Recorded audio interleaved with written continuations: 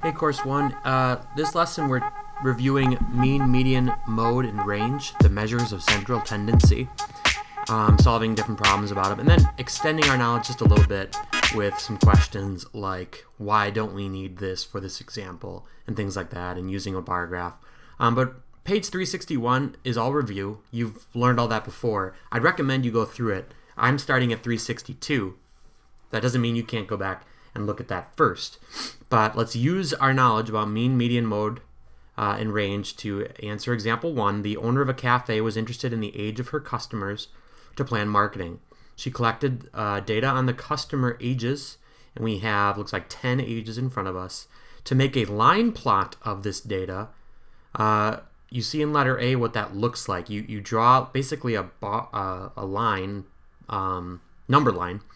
You don't have to start at 0. Start at a place that makes sense, and then looks like in this example they go by 2s. Even numbers 20, they mark 22, 24, 26, 28, and then 30 without actually labeling each of those hashes. And then they put X's at all these different places where the ages are. So they probably made a list 27 through 75, least to greatest, and that helped them then to plot them onto the number line.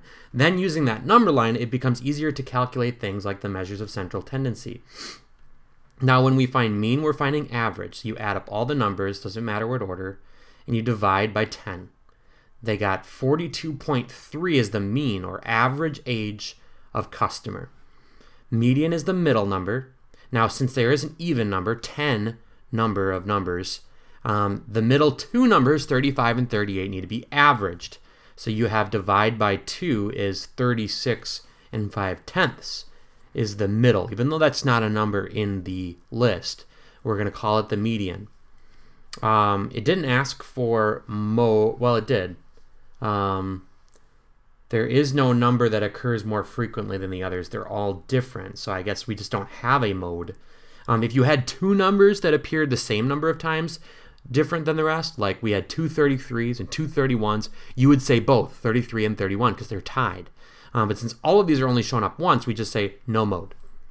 And then range is the biggest minus the smallest. The spread of the numbers is 48. There's between the youngest and the oldest customer, 48 years. Then it asks in letter B, which measure, mean, median, mode, or range, is the best representation of typical age of customers? All right, and they say median is better than mean. I think we would always vote against range or mode. But mean and median can be hard to tell sometimes. They say median's better. Half of the customers surveyed were younger than 36 and a half, and half were older. The mean, on the other hand, is much higher because you've got 73 and 75 out there on the top end, which are not very representative of the customers. So if you had two customers walk in at that age, it pulls the average up into the 50s, the 40s. And we had very few customers in the 40s. So the median is a better representation because 36.5 looks like more of our customers according to the line plot, if that makes sense. So it's common to see medians used to report median age of residents by state or by home prices. You can read more about that example 2. In example 3, we have salaries of employees and a similar issue. If you were told going into a job, hey, $50,000 is our average employee salary, you'd be pretty excited, maybe even expecting to earn $50,000 when you walk in. Why might an employee be misled by that information? Looking at this chart, feel free to pause the video for a moment and look over this chart for yearly salary in thousands of dollars. Why might that be misleading? Because there's just a few positions at the very top end, kind of like we had two old customers pulling the average in the example 1. We have $85,000 and $95,000 salaries pulling the average up to $50,000 as a mean, when you don't expect to make those because there's probably only a few people making them. All it takes is one person making $95,000 and it gets counted as a salary. Even if we have a lot of people working down at the bottom end, And even if these are all distributed evenly, and even if there's only 10 employees and each one makes one of these, it's going to be misleading to say that you're going to make 50,000 because for one thing, none of the jobs make 50,000. That's not a number that's on here. And for another, we have 1, 2, 3, 4, 5, 6, 7 salaries that are less than 50, and only 3 that are more. So you have to watch out for numbers that pull, like 95 and 85, that pull an average into something that's far from the median. And you might want to use that median instead. So if the mean is ever far apart from the median, it's probably best to use median for these types of questions. My book, The Solution Doesn't Make much sense. So what they're trying to basically say is an employee will be misled by the mean. We should use the median because that's a lot higher than than most of the jobs on there. And also, when you're starting, you're probably going to make down in the bottom ends. So just because the average salary is 50,000, that's not pertinent information for a starting employee. In example 4, we have hats organized by types, 1, 2, and 3. They say how much is each type sold this year, I guess. Which type of measure will we want to use with this data? It's going to be the mode in this case. The most common piece of data to appear. And that in this graph is really being represented as type 1.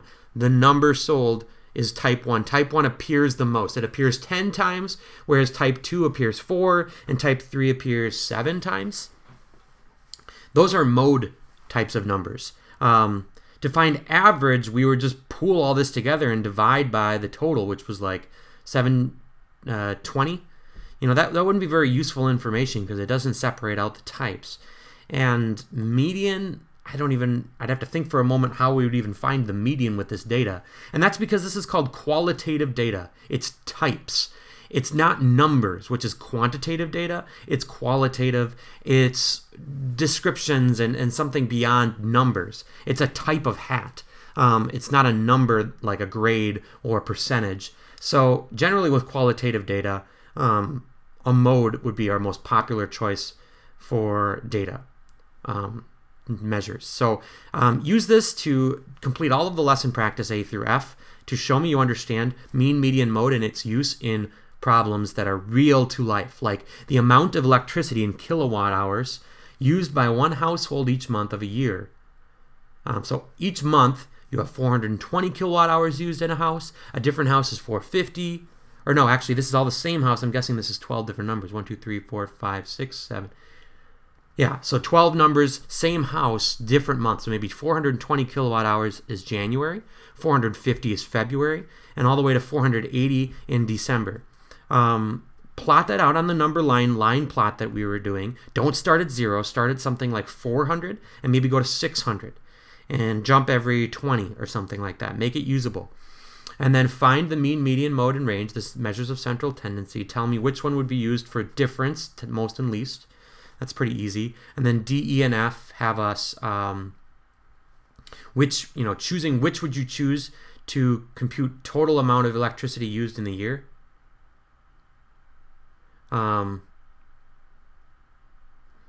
If the greatest data point 590 were changed to 500, which would change the most? So you can just literally try out all 3 and see, or you might know without even having to do that. Be careful though. And then make a list of data values that fits the statement. Half of the days of February were colder than 30 degrees Fahrenheit. Find the mean, median, mode, and range of the data. So you get to make your own data there that doesn't use this data. All right, have fun.